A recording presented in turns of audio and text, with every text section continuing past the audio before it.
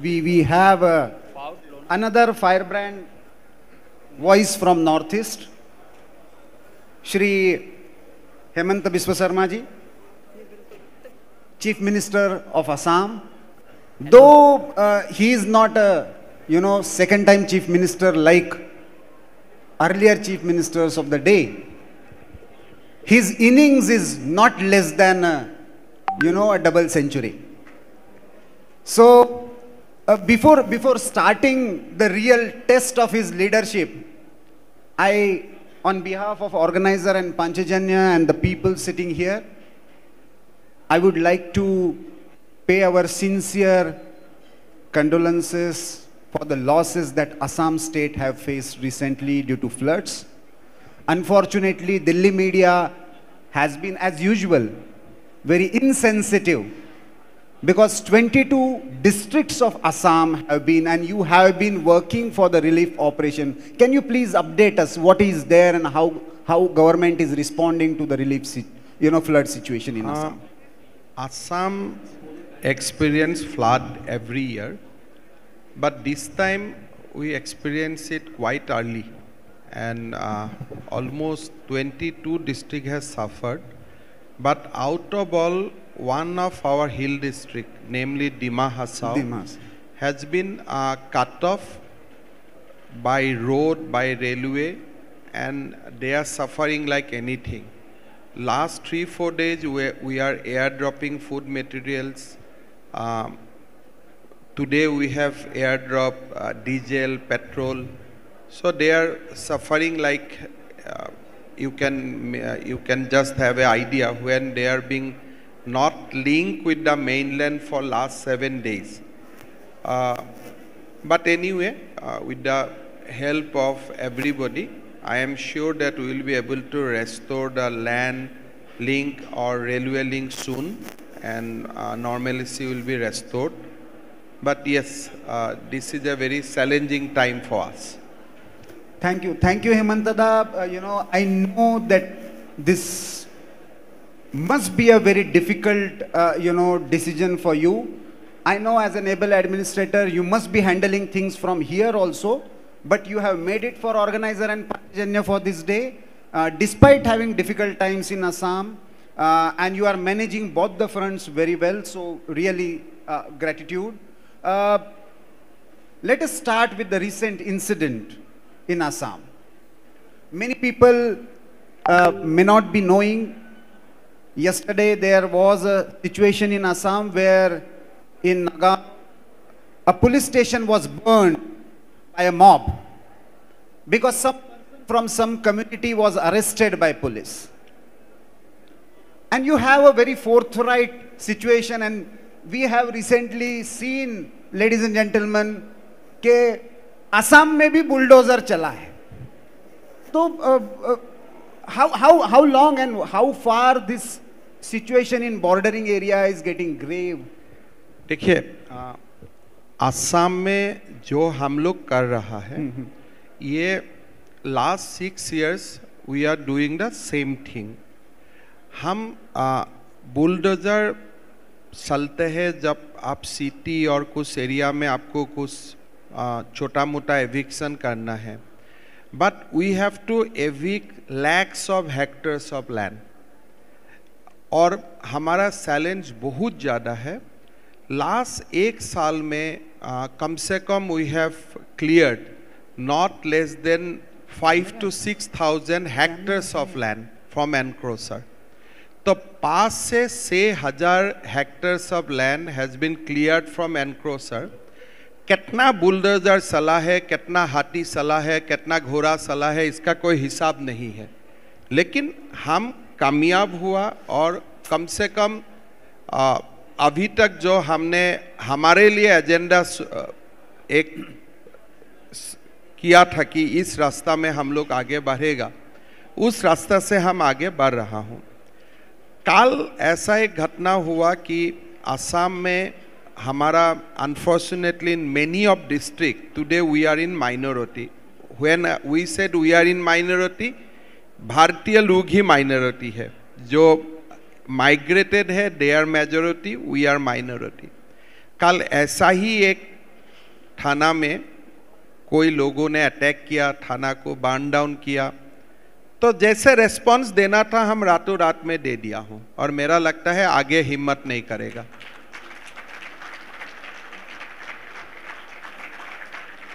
देखिए, illegal migration पर पहले ऑर्गेनाइजर पांचजन्य ने एक मुहिम चलाई थी 70s में और 80s में। पहली बार ऑर्गेनाइजर और मंच पर आकर कोई मुख्यमंत्री ये कह रहा है कि जो माइनॉरिटी में है वो भारतीय है, जो मेजॉरिटी में है वो माइग्रेंट है। तो मुझे लगता है पॉलिसी लेवल पर कहीं ना कहीं ये क्लैरिटी है। लेकिन फिर भी हेमंता, मुझे लगता है कितना 177,000 हेक्टर। देखिए, हमारा 12 डिस्ट्रिक्ट में वी आर माइनॉरिटी। जब हमें माइनॉरिटी बोलता हूँ, जो भारत का मूल निवासी है they are in minority. Now technically किसका पास भारतीय नागरिकता है नहीं है, these are matter of debate, लेकिन प्राइमा फेसी भारत का मूल जातियों जो होता है they are in minority. Now आगे जाके वो लोग का पास काफ़ी लैंड एनक्रोचमेंट में है, और लैंड एनक्रोचमेंट का साथ साथ एक डिजाइन होता है कि अगर इस चुनाव में आप 40 कॉन्स्टिट्यूएंसी में आप है, नेक्स्ट में आप थोड़ा सा एक्सपांड करके नज़दीक वाला और पास में चला जाइए। तो हमने अभी हमारा जो आइडिया है, लगभग 16 constituency of Assam is in their radar. धीरे धीरे धीरे धीरे वहाँ जा रहा है। तो वहाँ से ये लोगों को जो भी इलीगल है उन लोग को हटाना, ये एक हमारा काम है। पहला साल में out of that 16 constituency 4 constituency में हमें हमारा ऑब्जेक्टिव हमने फुलफिल कर चुका हूँ, और आगे जाके करना है और हम लोग करते रहेगा। और अभी उसमें मेरा लगता है कम से कम असम में 1-1.5 लाख हेक्टेयर तो जमीन होगा ही होगा जहाँ में कंप्लीट इलीगल ऑक्यूपेशन है। तो मतलब सेंट्रल लेवल पे जब रूल्स एंड नोटिफिकेशन जब होगा आपने अपनी तरह से एनआरसी लागू कर दिया है। देखिए, ये एनआरसी तो एक विषय है, बट हमारा साथ एनआरसी का साथ साथ और कोई सारे विषय हमारा साथ जुड़ा हुआ है। पहले हम लोग को ये इंश्योर करना है कि we do not lose more lands, we do not lose more district, we do not lose more assembly constituency. So that is a preventive mechanism. आगे जाके जब एनआरसी वगैरह इम्प्लीमेंट होता है तब लीगल इलीगल सिटीजनशिप का एक डेफिनेशन आते हैं, तब आपको और कुछ करने का मौका मिलता है। बट इमीडिएट जो हमारा ऑब्जेक्टिव है कि और कोई डिस्ट्रिक्ट और कोई जगह में किसी का इलीगल एनक्रोचमेंट ना हो। दादा, और जो हमारा जो ये सारे चीज होता है, we don't do anything for any publicity kind of thing, ये हमारे लिए जरूरी है। It is deeply rooted with our identity crisis, हमको करना ही है ये। लेकिन चुनाव से पहले भी और बाद में जैसे आपने फोर्थराइट पोजीशन लिया, असम का इशू पुराना है, ये एक दिन में नहीं हुआ है, अचानक पिछले 5-10 साल में हुआ, ऐसा भी नहीं है, फेजेस में हुआ है। लेकिन you are the one who started talking about one particular culture और identity called Miya culture. How do you differentiate that between the local Assamese Muslim and the Miya culture you talk about? देखिए, असम में 36% मुस्लिम पॉपुलेशन है। हमारे Muslim population को आप खास करके 3 हिस्सा में यू कैन डिवाइड। एक मुस्लिम पॉपुलेशन है जिसको हम इंडिजिनस मुस्लिम मानते हैं, और उनका रहन सहन खाना पीना जो आपका हमारा है ऐसा ही है।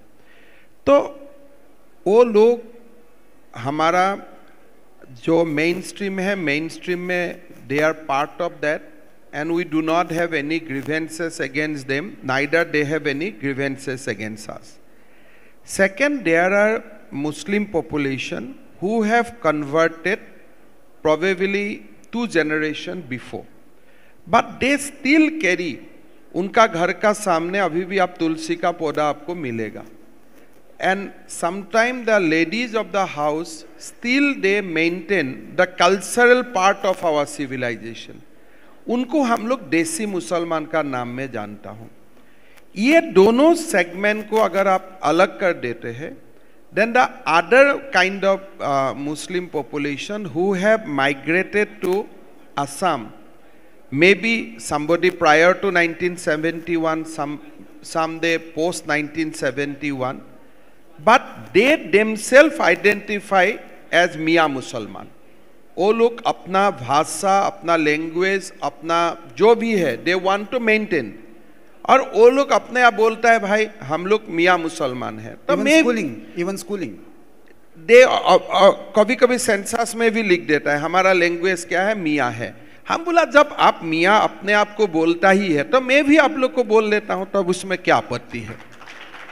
तो इसीलिए हम वो मुसलमान को मियाँ मुसलमान बोलता हूँ, और बाकी लोगों को हम बोल सकता हूँ कि ठीक है देसी मुसलमान. हम जैसा आप भी ऐसा ही है. So we do not distinguish. तो ultimately as a policy government की जब आप इम्प्लीमेंटेशन करते हो, कोई भी पॉलिसी डिसीजन करते हो, तो अभी धीरे धीरे आपको देखिए भारत में जब मीडिया में इंटेलेक्चुअल स्पेस में डिस्कशन होता है तो आपका भी छवि अचानक एक हिंदुत्व फायर ब्रांड वाली अभी अभी बनने लगी है. तो क्या अभी भारत में ये कंपटीशन चलेगी who is more fire brand Hindutva? देखिए हमारे लिए हिंदुत्व करना जरूरी नहीं है. व्हाट आई एम डूइंग, जो एक भारत का नागरिक को करना चाहिए. जब हमें मदरसा बंद करने का बात करता हूँ, you don't do it for Hindu, you do it for मुसलमान. जब आप यूनिफॉर्म सिविल कोड का बात करता है तो you are not doing it for Hindu. Hindu का तो उसमें कोई इशू नहीं है. You are doing it for Musalman, you are doing for people who believe in Islam. So हमें हिंदुत्व बोले या हमको सबसे मुसलमान का सिंपेथाइजर बोले, वो डेफिनेशन आप डिसाइड करें. लेकिन जब तक मुसलमान का अगर कोई यूनिफॉर्म सिविल कोड का बात करता है, कोई मदरसा बंद करने का बात करता है, उनका जैसा मुसलमान का दोस्त कोई हो नहीं सकता है. They are the greatest friend of Indian Muslim. और इंडियन मुसलमान को वो लोगों को हिंदुत्व नहीं बोलना चाहिए, वो लोगों को अपना फ्रेंड्स बोलना चाहिए, और ओवैसी जैसा लोगों को उनका दुश्मन बोलना चाहिए. अनफॉर्चुनेटली दादा इसको एक और डायमेंशन दिया जाता है. Day before yesterday prime minister also spoke about it. Suddenly जैसे ही आप इस लाइन को ले लेते हो और इलीगल माइग्रेशन के बारे में, तो ये लैंग्वेज आइडेंटिटी का भी इशू बनाया जाता है. और भारत की डाइवर्स लैंग्वेज आइडेंटिटी असम में आकर या ऑल ओवर नॉर्थ ईस्ट में आकर बहुत कॉम्प्लेक्स हो जाती है. फिर वो कभी असमीज आइडेंटिटी बन जाती है, कभी वो एंटी बंगाली, एंटी हिंदी, फिर उसके अलग अलग शेड्स आ जाते हैं. How do you see this and at governance level how do you address this? देखिए मेरा नहीं लगता है कि इसमें बहुत ज़्यादा इश्यूज है. First of all national education policy recognise कि आपका मातृभाषा का सम्मान होना चाहिए और मातृभाषा से आपको शिक्षा लेना चाहिए. इसमें तो कोई डिस्प्यूट नहीं है. लेकिन आगे जाके अगर एक आसाम का लड़का अगर उनको एम्प्लॉयमेंट चाहिए, देश तो तुम्हारा है, तो तुमको तुम्हारा यूपी का फैक्ट्री का ऊपर भी तुम्हारा अधिकार है. इसलिए तुम जो इनकम टैक्स भरता है उसी से तो यूपी में भी होता है फैक्ट्री या आसाम में भी होता है. जब एक हम लोग समझने लगता है कि देश हमारा है, देश में हर जगह में काम करने का मेरा अधिकार है, तो आपको हिंदी सीखना जरूरी हो जाता है. तो इसीलिए मेरा नहीं लगता इसमें लैंग्वेज में कोई दुविधा है. आपको मातृभाषा में आप खूब पढ़िए, साथ साथ में आप हिंदी भी पढ़िए, so that you can go to any part of the country, you can work in any part of the country. तो इसमें कोई डिस्प्यूट है ही नहीं. और मैंने कम से कम बहुत रात इसके लिए सोचा, भाई डिस्प्यूट कहाँ है. मुझको आसामिया, मैं आसामिया सीख लेता हूँ माँ का गोद में ही. आगे जाके मैं अगर हिंदी भी सीख लेता हूँ उसमें मेरा क्या कमी है? लोगों को सीखना चाहिए और गौरव का साथ सीखना चाहिए, उसमें क्या असुविधा है? तो एक इसके साथ आपने एक यूनिक इनिशिएटिव लिया and I really found it very interesting. मैंने लास्ट टाइम जब हम बैठे थे तो इनफॉर्मल डिस्कशन में भी वो आया था। हेमंत दा ने अपने सारे एम्प्लॉइज को, गवर्नमेंट एम्प्लॉइज, असम गवर्नमेंट को, इनको सबको अपने पेरेंट्स के साथ एक दिन बिताने के लिए छुट्टी देने का निर्णय किया। 3 दिन। What is the idea behind this? देखिए, हम सरकार चलाता हूं, लेकिन आप अगर सरकार का साथ भारतीय सिद्धांत का मूल भेटी को भी आप जोड़ लेता है तब सरकार चलाना आसान हो जाता है। आज क्या होता है, जब हमारा गवर्नमेंट एम्प्लॉय थोड़ा बहुत कैजुअली वानली मिल जाता है, उनको बेटा को देखना है, उनका कोई घर बना रहा है तो उसको देखना है, दे रिमेन बिजी। लेकिन साल में मैं अगर उनको 3 दिन समय देता हूं कि इस 3 दिन आप कुछ मत कीजिए, खाली आपका पिता माता का साथ आप बिताइए। When he comes back to office, he comes as a better human being, much better human being, और उसी से सरकार का फायदा होता है। इस साल मैंने जनवरी में 3 दिन छुट्टी दिया, फ्राइडे कुछ बंद था, सैटरडे संडे मिला के 1 सप्ताह। 1 सप्ताह हमारा सरकारी कर्मचारी लोग जाके पिता माता का साथ मिला, किसी को मंदिर में लेके गया, किसी का घर में पिता माता का साथ बैठ के खाना खाया। सारे लोग अपना पोस्ट फेसबुक में लगाना शुरू किया, तब जाके प्राइवेट कर्मचारी भी ये शुरू किया और एक माहौल बना। और जो समाज में बेटा बेटी और पिता माता का रिश्ता बहुत ही हेल्थी रहता है, वो आदमी बेटर ह्यूमन बीइंग होगा ही होगा। उसके लिए हमको कोई बेटर ह्यूमन बीइंग बनने के लिए कोई ट्रेनिंग लेना जरूरी नहीं है। पिता माता का साथ थोड़ा समय बिताइए, अपने आप आपका मन में जो भी आपका थोड़ा सा है वो अपने आप हट जाएगा। Because that kind of love and affection make you motivate कि भाई हम भी आगे जाके वही लव एंड अफेक्शन मेरा ऑफिस में जो आता है उनको दूंगा। और आप अभी असम में जाके देखिए, काफी वर्क कल्चर चेंज हो गया है। छोटा मोटा ऐसा काम हम लोग कर रहा हूं and things are in good, मतलब एक अच्छा फेज में आ चुका है। ये जो सारे इश्यूज है, आप उसको हिंदुत्व कह लीजिए, इंडियननेस कह लीजिए, परिवार की संकल्पना कह लीजिए। आप पहले और भी दलों के साथ रहे हैं, कांग्रेस में भी रहे हैं। उसमें रहते और बीजेपी में रहते हुए क्या अंतर हो जाता है? वैल्यूज तो वही है। देखिए, दो बहुत बड़ा डिफरेंस होता है कि सोसाइटी को देखने का। मैं कांग्रेस में शायद 22 साल के जीवन में कांग्रेस में ही रहा, तो कांग्रेस में ऐसा एक माहौल बन जाता है कि beyond Gandhi there is nothing. अगर आप बोलता है कि आप बिट्रे कर दिया है कांग्रेस को, किसको बिट्रे किया है? गांधी फैमिली को बिट्रे किया है। तो मैं एक व्यक्ति हूं, मैं आपका बात अस्वीकार किया, ये तो देश का बिट्रे का साथ बराबर नहीं हो सकता है ना। They will put statement in a way that if you are defying Gandhi as if you are defying Bharat. तो ये कांग्रेस का अंदर में देश को ही गांधी माना जाता है।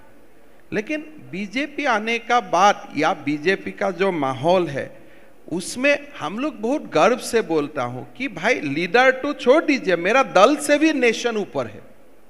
हम बोलता है कि मेरे लिए राष्ट्र प्रथम है। हमारा कोई उसमें कोई लीडर भी खराब नहीं पाता है, भाई मेरे से भी राष्ट्र फर्स्ट बोल दिया। लेकिन अगर आप राहुल गांधी, सोनिया गांधी का पास जाके बोलता है कि भारत आपसे महान है, तो आपका तो नौकरी साफ हो गया ना। तो दैट इज द प्रॉब्लम। और लेकिन वो तो अभी कहने लगे कि भारत एक राष्ट्र ही नहीं है। ये देखिए, ये लोग काल भी मैंने एक देखा कि भारत एक यूनियन ऑफ स्टेट, तो मेरा 5000 साल का संस्कृति कहां गया? अगर भारत एक यूनियन ऑफ स्टेट्स है, That means you are disputing everything India has. अगर भारत एक यूनियन ऑफ स्टेट ही था तो गोपीनाथ बरदलोई जी को क्या आपत्ति था कि मुझको पाकिस्तान दिया गया था, मैं पाकिस्तान में ही चला जाता था। लेकिन असम का लोगों ने लड़ा कि मुझको पाकिस्तान नहीं जाना है, हमको भारत में रहना है, इसलिए भारत मेरा आत्मा है। अगर बोलते नहीं नहीं ये एक एग्रीमेंट कर दिया, अभी राहुल गांधी ऐसा समझा रहा है लोगों को जैसे आपका और मेरा बीच में कोई कॉन्ट्रेक्चुअल एग्रीमेंट हुआ था। भाई स्वाधीनता का पहले जब गांधी जी को सारा देशवासी ने अपना लीडर समझा तो अब क्या कोई कॉन्ट्रेक्चुअल एग्रीमेंट हुआ था क्या गांधी जी का साथ? इंडियन नेशनल कांग्रेस जो नाम हुआ, भारतीय जातीय कांग्रेस हुआ, हर जगह में आपका कॉन्फ्रेंस हुआ, तब क्या कोई यूनियन ऑफ स्टेट का कोई एग्रीमेंट हुआ था क्या? तो ये राहुल गांधी का अभी पता नहीं और कौन एडवाइजर अभी सामने लगा है। तो कंट्री को तोड़ने का ये यूनियन ऑफ स्टेट मतलब क्या है? बोला आपने निगोशिएट किया भारत में आने में, मतलब अगर आप निगोशिएट किया तो you can de negotiate also to go back. मतलब indirectly he is encouraging a secessionist element. मेरा जो अल्फा बोलता है और राहुल गांधी बोल रहा है, except the English there is no difference. वही परेश बरुआ बोलता है कि हम तो यूनियन ऑफ स्टेट है, अभी हमको जाने दीजिए, हमारा काम पूरा हो गया। अरे भाई 5000 साल रामायण महाभारत, कौटिल्य, चाणक्य, चंद्रगुप्त, लासित बरफुकन, शिवाजी, ये कहाँ गया ये सारे सब? एक बट मैं उनको दोष नहीं दूंगा, कोई जेएनयू का कोई ट्यूशन लगाया गया, शायद वही उनको सिखा दिया। इसलिए उनको अगर लाके आप पूछताछ करता है कि यूनियन ऑफ स्टेट का मतलब क्या है, भाई अमेरिका का फेडरलिज्म और इंडिया का फेडरलिज्म का there is a vast difference. India was culturally one nation from very very beginning. कोई समय में असम का कामरूप स्टेट ही अयोध्या तक था। तो हमारा ये हमारा history is a shared history. आप दक्षिणात्य का भी एक लोगों का नाम कृष्ण होता है, असम का लोगों का भी एक नाम कृष्ण होता है, राम सब जगह होता है। तो आप ऐसे कोई आके एग्रीमेंट करके भारत को यूनियन ऑफ स्टेट बना दिया, वो नहीं होता है। लेकिन उनका मजबूरी है, उनको जो सिखाएगा वही वो बोलेगा, टोटे और उससे ज्यादा क्या बोल सकता है। एक आपने अभी नाम लिया लसित बरफुकन का। मैंने अभी रिसेंटली पढ़ा था, चुनाव के समय भी आपने घोषणा की कि लसित बरफुकन का मेमोरियल बनाएंगे, असम के बाहर भी बनाएंगे, म्यूजियम भी बनाएंगे, दिल्ली में भी बनाएंगे, मुंबई में भी बनाएंगे, साउथ में भी।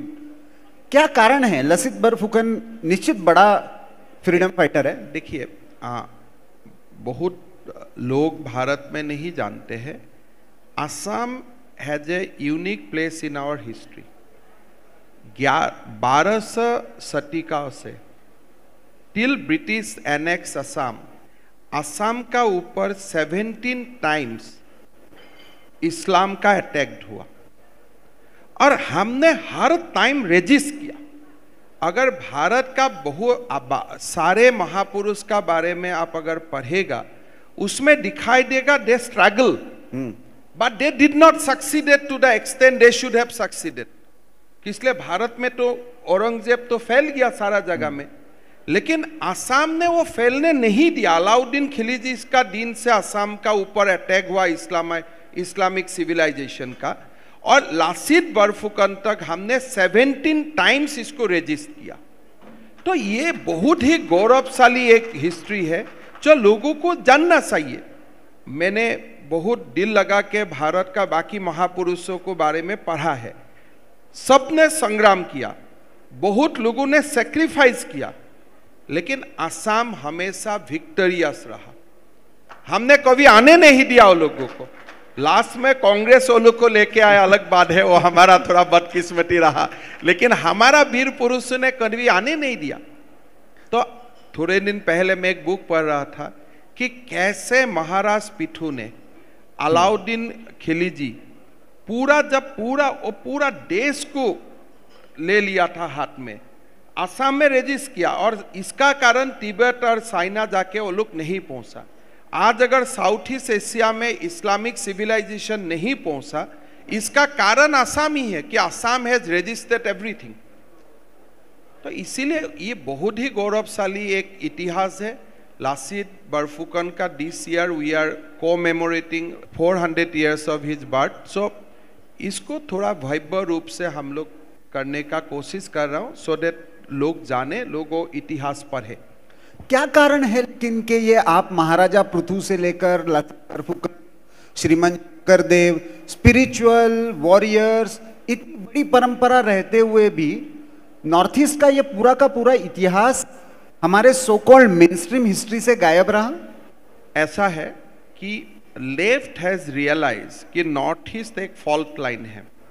अगर आप नॉर्थ ईस्ट का, अगर आप ये बोलते रहता है कि your culture is different, your language is different, that means there will be reaction to the mainland, और हमेशा देयर विल बी डिस्टर्बेंस।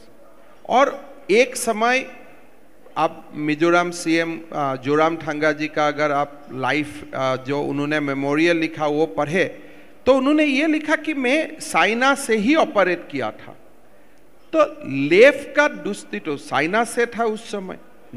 तो नॉर्थ ईस्ट को लोगों को समझाना, सिखाना कि you are not part of Indian civilisation, आप भारतीय सभ्यता का आप कभी भी अंग नहीं था, ये एक सिस्टेमेटिक सलाह। हमारे लिए प्रॉब्लम क्या हुआ, जब हमने इस्लाम को रेजिस्ट किया, उसका साथ साथ मेनलैंड इंडिया का साथ भी हमारा रिश्ता कम हो गया। किस लिए? Mainland India was ruled by Mughal. अगर मैं मुगल को रेजिस्ट किया हूं, मतलब मेरा मेनलैंड इंडिया से कनेक्टिविटी भी कम हो गया।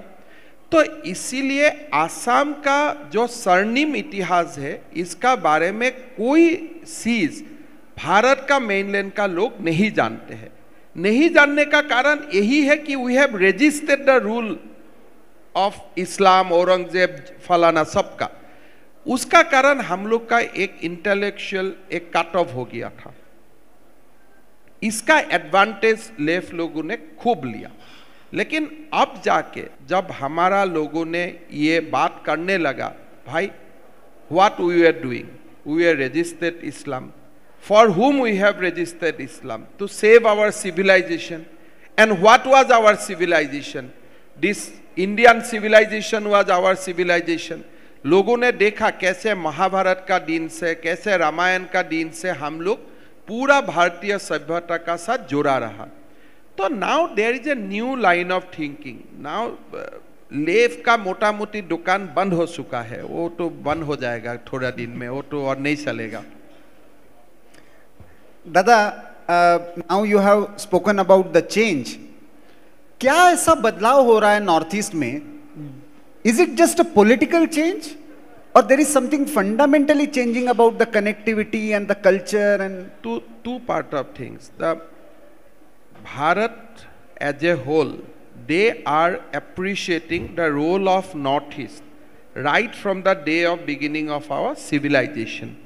अभी भारत का सारे जो अच्छा लिखता है, जो भारतीय सभ्यता का बारे में लोगों को बोलना चाहते हैं, Assam and north east is now prominently figuring. अभी अभी मैं पांचजन्य का एक एडिशन बाहर में देखा, रानी गाइडलू का बारे में वहाँ में लिखा हुआ है। तो कौन लोग जानते थे? लेकिन अभी पांचजन्य हो, ऑर्गेनाइजर हो, आप लोग आके एक असम का जो सिविलाइजेशनल लिंक था, नॉर्थ ईस्ट का जो लिंक था, इसका ऊपर आप लोग लिखना शुरू किया। मोदी जी ने कोई सारे डेवलपमेंट में का काम किया, कनेक्टिविटी में। सबसे बड़ा बात हुआ कि एक नॉर्थ ईस्ट का डेवलपमेंट, नेशनल डेवलपमेंट का एक मेन स्ट्रीम बन चुका है कि भाई कोई भी अगर आज 7 कॉलेज लगाना है, 7 IIT करना है, 7 IIM करना है, नॉर्थ ईस्ट वहां में वो लिस्ट में होगा ही होगा। हमको इसके लिए कोई पत्र लिखना जरूरत नहीं है। तो नॉर्थ ईस्ट का एक डेवलपमेंट नैरेटिव अलग हो गया है लास्ट आफ्टर 2014।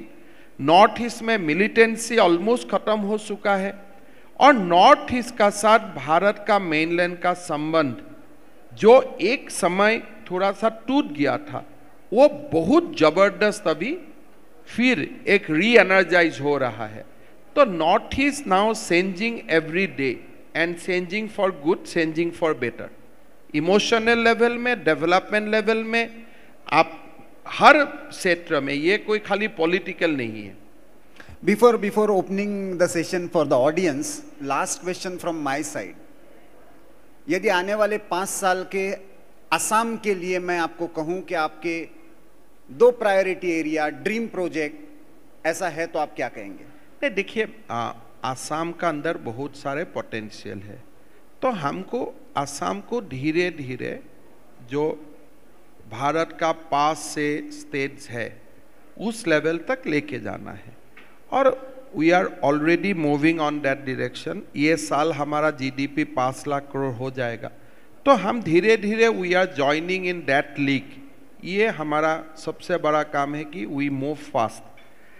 और मेरा जो एक पर्सनल जो एजेंडा है, ये एजेंडा है कि हमारा असम जो एक भारतीय सभ्यता का पीठस्थान था सबसे पहले से ही, मैंने अभी कुमार भास्कर बर्मन का बारे में आप पढ़ चुके, आप you can read about him, you can read about Lachit. So हम भारत का जो एक बेसिक जो एक इथोस है, जो हमारा सिविलाइजेशनल वैल्यू है, उनका साथ हम लोग का कनेक्ट जो था ये और ज़्यादा स्ट्रेंथन होना चाहिए। We should feel like a Indian, the like a people from UP feel Indian, people from Delhi, people from any other state that I am a proud Indian. In Assam also that feeling should be there कि I am a proud Indian. अभी एक marginal section में कुछ problem है, उसको resolve करके असम को आगे ले जाना, ये हमारा दायित्व बनता है और इसको हम लोग को करना चाहिए। Thank you. अच्छा, मैं सबसे पहले मुबारकबाद देना चाहूँगा शर्मा साहब आपको कि आपके स्टेट में जो 36% मुस्लिम आबादी है, उसके लिए जो उनके मदरसाज हैं उनको जो मॉडर्नाइज आपने किया है और उनको आप चाहते हैं कि वो साइंस भी पढ़ें, दीन भी पढ़ें, ये बड़ा अच्छा स्टेप लिया है। मैं इसमें एक चीज़ और आपसे पूछना चाहूँगा। Usually they are very happy, कल उन्होंने पुलिस स्टेशन जला दिया, that's very unfortunate, I condemn it. मैं आपसे जानना चाहता हूँ, ये बहुत अच्छी शुरुआत आपने की है। आम मुसलमान वहाँ का 50% खुश है, 50% पे बेशक ढक्कन कसा हुआ है, वो भी ठीक हो जाएगा। और बस ये बता दीजिए कि उनको क्या यूनिवर्सिटी तक अब जो है उनका रास्ता बनाने के लिए आप और क्या कर सकते हैं, बिकॉज ये बड़े मदरसे के बच्चे बड़े टैलेंटेड होते हैं, कुरान जैसी किताब को कंठस्थ कर लेते हैं, एक एक शब्द बिल्कुल ठीक। इनको हमें सही रास्ते पे डालना है। देखिए भाई साहब, ये मदरसा शब्द ही विलुप्त हो जाना चाहिए। जब तक ये मदरसा दिमाग में घूमते रहेगा तब तक बच्चा को भी डॉक्टर इंजीनियर नहीं बन सकता है। अगर बच्चा को आप स्कूल में जाने का समय आप पूछ लेता है कि बेटा तुम मदरसा जा रहा है, तुम जुनाब बनेगा, इस रास्ते से तुम डॉक्टर नहीं बनेगा, तो कोई बच्चा मदरसा नहीं जाएगा। मदरसा में तो दाखिल किया जाता है वायलेटिंग ह्यूमन राइट्स, किसलिए वो रास्ता बंद हो जाता है। तो आप जरूर कुरान पढ़ाइए, उसमें कोई प्रॉब्लम नहीं है, लेकिन सबसे ज्यादा पढ़ाइए साइंस, मैथ्स, बायोलॉजी, बोटानी, जियोलॉजी।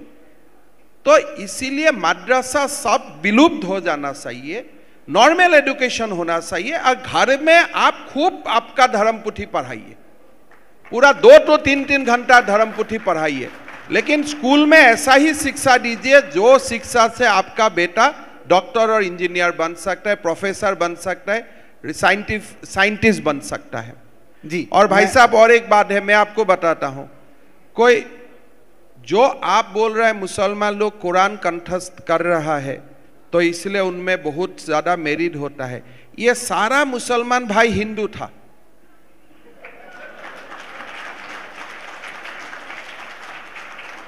कोई एज ए मुसलमान ये धरती में नहीं आया, भारत का धरती में सब हिंदू ही था। तो आई विल गिव क्रेडिट, अगर कोई मुसलमान बच्चा बहुत ज्यादा मेरिटेरियस है, I will also give a part of credit to his Hindu past. Sir, आपने राष्ट्रीय शिक्षा नीति और भाषाओं को लेकर बहुत अच्छी बात की। एक छोटा सा सुझाव निवेदन के रूप में, असम के जितने अध्यापक असमिया पढ़ाते हैं, प्रयास करिए विविध प्रांतों के मुख्यमंत्रियों से आप एक MOU करिए और कुछ अपने टीचर्स वहाँ भेजिए आप, वो जिनको आप, और फंडिंग आपकी हो, आप उनको सैलरी वहाँ से दीजिए, जैसे कि वो असमिया आकर के वहाँ पर पढ़ाए। तो ये जो भारत की भाषाओं के मध्य की दूरियां हैं, इससे एक दूर हो जाएंगी। दूसरा एक आपसे निवेदन है, आप भारतीय भाषाओं को लेकर के असम में किस प्रकार की योजनाएं ला सकते हैं? क्या यूनिवर्सिटी ला सकते हैं? क्या बहुत सारे डिपार्टमेंट्स बन सकते हैं? और बाइलिंगुअल टीचिंग की बहुत ज़रूरत है। मैंने सारी बातें एनईपी को ध्यान में रख के कही। बहुत बहुत धन्यवाद। नहीं, हमारा असम में हाल ही में हमने एक बहुत बढ़िया संस्कृत यूनिवर्सिटी का भी शुरुआत कर चुका हूँ। और आप जो सुझाव दिया है कि दूसरा स्टेट का लोगों में असमिया का सिखाया जाए और हम भी दूसरा भाषा सीखें और एक लैंग्वेज इंटरेक्शन हो, ये बहुत अच्छी बात है। और मैं लोगों को यही बोलते रहता हूँ कि आप इमोशनली नहीं, फॉर इकोनॉमिक रीजन आप हिंदी और इंग्रजी का पूरा शिक्षा लीजिए। मदर लैंग्वेज को आप अपना बेस मानिए, लेकिन आगे जाके भारत में कोई भी जगह में आपको नौकरी करना है, आपको हिंदी सीखिए, और आगे जाना है फिर इंग्रजी भी सीखिए, उसमें कोई इशू नहीं है। और माहौल भी बन रहा है, और मेरा लगता है कि with the implementation of NEP हमारा जो लैंग्वेज का फॉल्ट लाइन है वो भी रिजॉल्व हो जाएगा। नमस्कार दादा, मैं অসমৰে হয়, ज्योति नाम है। मैं एक्चुअली आसाम से ही हूँ। तो मैं आपके, मेरा 3 क्वेश्चन है आपसे। एक ही बस ठीक है, कोई बात नहीं। अभी फिलहाल सिलसाकू बोल के वहाँ पे उच्छेद किया है आपने ट्राइबल लोगों को, ज़्यादातर उसमें ट्राइबल लोग हैं। तो मेरा यही क्वेश्चन है कि आप, ठीक है जो इलीगली रह रहे हैं उनको कर रहे हैं, लेकिन जो ट्राइबल है उनको आप देखिए वो इशू थोड़ा अलग है। That is a wetland and Guwahati शहर का सारा पानी वही जाते हैं। अच्छा, अगर आप वहाँ से लोगों को आप नहीं हटाएगा तो Guwahati will be under artificial flood for many days. नहीं ठीक है, कोई बात नहीं, लेकिन आप अदर जगह उनको, जैसे गरुखुटी लोगों को आपने दिया, उनको अलग जगह से हम बोल चुका हूँ कि आपको जो भी अल्टरनेट जगह चाहिए, जो भी मुआवजा चाहिए आप ले लीजिए। ठीक है। और उल्फा वाला थोड़ा आप, उल्फा आप जब आए थे शुरू में तो आपने बोला था कि उल्फा के साथ बात करके जो हमारे बच्चे जा रहे हैं तो उनको हम कुछ ना कुछ करेंगे उनके लिए। तो अभी तक आपने कुछ करा नहीं, 1 साल हो गया आपका। सब ये सारा मामला 1 साल में नहीं होता है, समय लगता है। ठीक है, थैंक यू जी। वैसा जी, सुरेंद्र जी आ रहा हूँ। हिम्मत जी नमस्कार, प्रणाम। मैं देवदत्त माझी हूँ, पश्चिम बंगाल से आया हूँ, एक हिंदू कार्यकर्ता हूँ। ऐसा कि आसाम में हो या बंगाल में, दुनिया के हर मुसलमान जो है वो कुरान हदीस को मानने वाले हैं, और उनके आदर्श इमाम हुसैन, मोहम्मद, अली बकर, खिलजी, ये सब है। तो जब तक वो मुसलमान हदीस, कुरान और इस्लामिक हिस्ट्री पे यकीन करेगा तो वो उसका आदर्श वही रहेगा। तो आपको क्या लगता है? कि हमको ये लगता है कि हर मुसलमान का भारत में घर वापसी होना चाहिए, और उसके लिए हम सबको एफर्ट देना चाहिए, तभी उनका आदर्श गुरु गोविंद सिंह बनेंगे, लासित बोरफुकान बनेंगे और वो मेन स्ट्रीम में आएंगे। देखिए, मैं एक बात आपको बोल सकता हूँ कि प्रॉपर एनवायरनमेंट, प्रॉपर एजुकेशन और प्रॉपर शिक्षा होने से लोग अपने आप घर वापसी होगा। घर वापसी मतलब क्या है कि भारत को अपना माँ मानो। हम ये नहीं चाहता हूँ कि आप मंदिर में जाओ या नाम घर में जाओ, हम यही चाहता हूँ कि आप भारतीय बने, आप भारत को माँ माने और भारत को आप आगे ले जाइए। भारत में सब लोगों का साथ भाईचारा में रहिए। और मैं ये विषय में यही बोलना चाहता हूँ कि आप एक प्रॉपर एनवायरनमेंट क्रिएट कीजिए। सब लोग जो जिसका भी मन में अभी भारत को माँ मानने में थोड़ा कंफ्यूजन है, वो लोग मानने लगेगा, उसमें कोई इशू नहीं है। तो मैं एकदम कोर रिलीजन का चक्कर में नहीं जाना चाहता हूँ, इसलिए आप, हमारा हिंदू का एक ही है कि एकम सत्य विप्रा बहुधा विवांति। तो हम हर रास्ता में सत्य का अनुसंधान कर लूँगा, लेकिन हम अच्छा भारतीय बने, भारत को माँ माने, यही सबसे हमारा बड़ा मकसद होना चाहिए। मेरा एक प्रश्न है कि आपने बहुत ही स्ट्रांगली जो ये काम किया है मदरसों वाला, ठीक है, क्रेडिट बताइए, क्योंकि देश में बहुत सारे राज्यों में भाजपा सरकार है लेकिन कोई भी मुख्यमंत्री ये काम नहीं कर पाया जो आपने किया, तो उसका राज बताइए। देखिए, असम, यूपी, बंगाल, हमारा कोई स्टेट है उसका थोड़ा हिस्ट्री अलग है। हम लोग गवर्नमेंट मदरसा चलाया था और कोई सारा है कि प्राइवेट लोग मदरसा चलाता था। तो गवर्नमेंट मदरसा जब हमने देखा कि गवर्नमेंट मदरसा चलाना ये उचित नहीं है, हमारा पैसा जो एक सेकुलर नेशन का एक पैसा है, that money should not go on educating a particular religion. तो इसीलिए हम 800 लगभग 800 मदरसा हमने बंद किया, 2-3 अरबिक कॉलेज बंद किया, काफ़ी सारे हमने पूरा एकेडमिक इंस्टीट्यूट को बंद किया और तुरंत हम ये सारे इंस्टीट्यूट को जनरल इंस्टीट्यूट बनाया। थोड़ा रेजिस्टेंट था लेकिन हमने उसको फेस किया और अभी जाके high court has also said that the decision taken by government of Assam is correct और कोई स्टेट का फंडिंग होना नहीं चाहिए इसमें। तो और Assam, in Assam everybody has accepted that. Last question इस सेशन का सुरेंद्र जी। नमस्कार sir, I am Surendra Ambardar, MLC from Jammu, erstwhile Jammu Kashmir. Sir, my question is that the whole Himalayan range has a definite and significant geostrategic location. Can we look forward that all the 7 states in the northeast, Uttarakhand, Himachal Pradesh and Jammu Kashmir, can we have a Himalayan squad, especially keeping the Kailash Mansarovar into centroid? देखिए, ये सारे बात चर्चा करने वाला है, लेकिन मेरा एक थोड़ा सा मैंने लास्ट 5-6 इयर्स में एक बात सीखा हूँ, कंट्री को जितना हो सकता है जो इंडिया रहने देना ठीक है।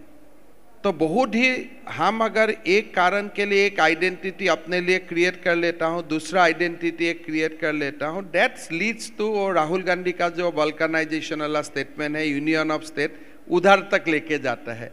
तो हमको हमारा प्रॉब्लम सेम है, लेकिन जितना हो सकता है we should emerge as India, that should be our motto. Thank you Dada, for a very candid and difficult times. You have come over and dealt with almost all kinds of issues with us. I know many a times I go to Dada interview के लिए जाता हूँ, 20 minute रहता है और पता चला कि 40 मिनट हम पहले ही इंटरव्यू शुरू होने से पहले ही किसी विषय पर डिस्कस कर रहे हैं। और इतना नॉलेज है हिस्ट्री का कि बहुत चीज़ें सीखने को मिलती है। आपने को ने भी अनुभव लिया होगा, पृथु से लेकर बर्फुकन तक आपको असम की पूरी हिस्ट्री सुना सकते हैं।